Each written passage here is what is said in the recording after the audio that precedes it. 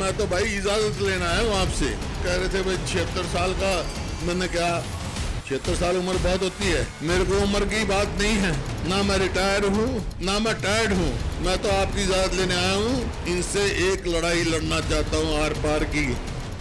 हरियाणा में चुनावी साल को देखते हुए कांग्रेस के वरिष्ठ नेता और पूर्व मुख्यमंत्री भूपेंद्र सिंह हुड्डा फुल फॉर्म में आ गए हैं।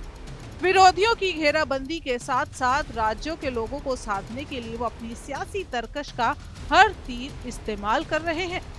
हरियाणा के पूर्व मुख्यमंत्री भूपेंद्र सिंह हुड्डा ने बुधवार को घर घर कांग्रेस हर घर कांग्रेस अभियान की शुरुआत की, जिसका मोटो केंद्र और राज्य सरकार की नाकामियों पर फोकस कर जनता को मैसेज पहुंचाना रहेगा।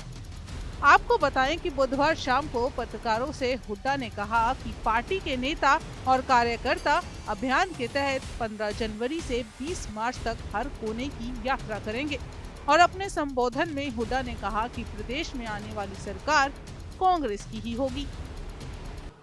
आप जो देख रहे हैं जिस प्रकार से हमारी जो कार्यक्रम चल रहे हैं, चाहे वो आक्रोश रैली हो, चाहे विपक्ष आपके समक्ष हो, चाहे जनमिलन हो, ये कार्यक्रम चल रहे हैं, चाहे हाथ से हाथ जोड़ो कार्यक्रम चला और उनके इतने कामयाब कार्यक्रम हुए हैं कि उससे साफ संकेत है कि आने वाली हरियाणा में कांग्रेस की सरकार होगी और लोकसभा में भी कांग्रेस को भारी बहुमत जो है हम जीतेंगे। ये उन्होंने संकेत दिया है, तो मेरे को पूरा भरोसा और ये आए हैं कि संगठन भी जल्दी हमारा निर्माण करेंगे, लेकिन संगठन के साथ साथ पूरे प्रदेश में एक कांग्रेस के हक में जो हवा चल रही है उसको और तेजी मिलेगी इस कार्यक्रम से। यही 15 तारीख से इस बार भी कांग्रेस हरियाणा में लोकसभा चुनाव भूपेंद्र सिंह हुड्डा के दम पर लड़ने का मन बना रही है। आपको बताएं कि अगर वो इस अग्नि परीक्षा को पास करने में सफल होते हैं तो विधानसभा चुनाव में उनके गुट का दबदबा होगा। हालांकि 2019 लोकसभा चुनाव में कांग्रेस को हरियाणा की 10 सीटों पर हार का सामना करना पड़ा था, क्योंकि पार्टी ने हुड्डा के नाम पर बहुत बड़ा दांव खेला है। तो हुड्डा पर इतनी बड़ी जिम्मेदारी देने के पीछे आपको कारण समझाते हैं। आपको बताते हैं कि हुड्डा का हरियाणा में वर्चस्व क्या रहा है। भूपेंद्र सिंह हुड्डा 2005 में पहली बार हरियाणा के मुख्यमंत्री बने थे।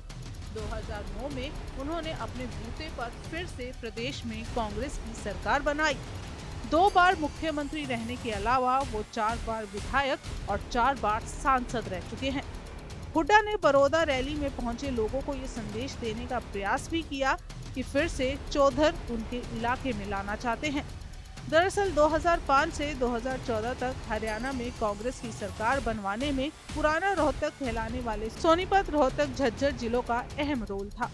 यही इलाका हुड्डा का गढ़ माना जाता है और उन 10 सालों में यहाँ कांग्रेस से ज्यादा हुड्डा की तूती बोलती थी। यहाँ के लोगों का हुड्डा की सरकार में अपना ही जलवा था। इस इलाके में हुड्डा की पकड़ का अंदाजा इसी बात से लगाया जा सकता है कि साल 2020 में केंद्र और प्रदेश में बीजेपी की सरकार होने के बावजूद बड़ौदा विधानसभा सीट पर हुए उपचुनाव में अपने समर्थक इंदुराज भालू को विधायक बनवाने में हुड्डा कामयाब रहे थे। इंदुराज ने जब बीजेपी कैंडिडेट और पूर्व इंटरनेशनल रेसलर योगेश्वर दत्त को 10,000 से ज्यादा वोटों से हराया था। हुड्डा को जैसे ही ये बड़ी जिम्मेदारी मिलती नजर आ रही है तो जोश में आए हुड्डा ने कार्यकर्ताओं को मैदान में उतरने के निर्देश देने के साथ साथ पूर्व सीएम भूपेंद्र हुड्डा ने चुनावी वादे भी कर डाले हैं। उन्होंने कहा कि ये सरकार नहीं बनवा सकी, लेकिन सरकार आते ही वो गुड़गांव से फरीदाबाद मेट्रो लाइन बनवाएंगे, साथ ही वल्लभगढ़ से आगे चलकर मेट्रो पलवल तक जाएगी। उन्होंने अपने भाषण के दौरान किसान से लेकर मजदूर और युवाओं तक को साधने का प्रयास किया है।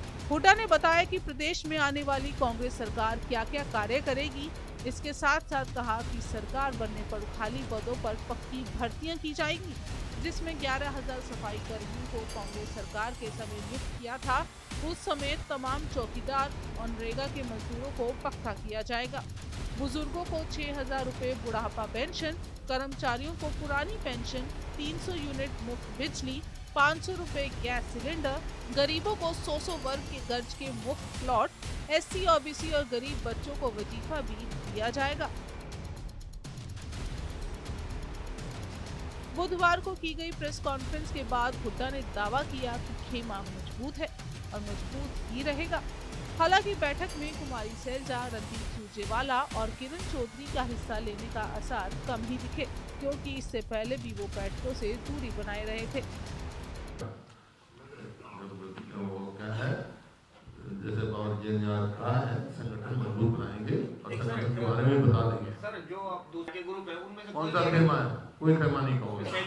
कांग्रेस एक है और एक नेतृत्व है, मल्लिकार्जुन जी अध्यक्ष हैं। हर कार्यक्रम में हर व्यक्ति का आना जरूरी नहीं है।